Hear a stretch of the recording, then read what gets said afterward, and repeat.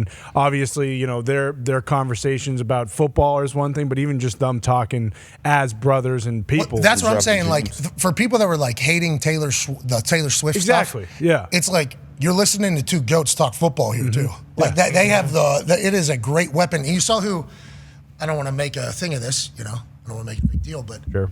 When Jason went off the stage there, first person was his brother. Oh, yeah. You know, and then his family there. They are a tight group. Oh, yeah, so tight. And very rarely stays that way. Jason, too, like, they check each other. Like, there was one episode where Jason had to actually leave the podcast and they had to continue to record it because Travis was just joking with him being on the excuse train. And then when the Taylor Swift stuff started, you know, obviously there was all that hoopla around it, but Jason, you know, he mentioned like, hey, you did it to yourself, and like they check each other, which I mean, that's one of my favorite parts of the entire thing. But even just like you mentioned, like you're listening to two people who know football better than everybody. Like the Jason Kelce is regarded as the greatest center of all time. Like, I appreciate that he did a little, you know, in some circles, the best center ever, or one of the best centers ever. Like he acknowledged. I appreciate that he acknowledged it because I assumed for a long time, anytime you said that to him, he was exactly. Because there's other centers that he's in there. So I appreciate that he acknowledged that. But yes, you're listening to a guy who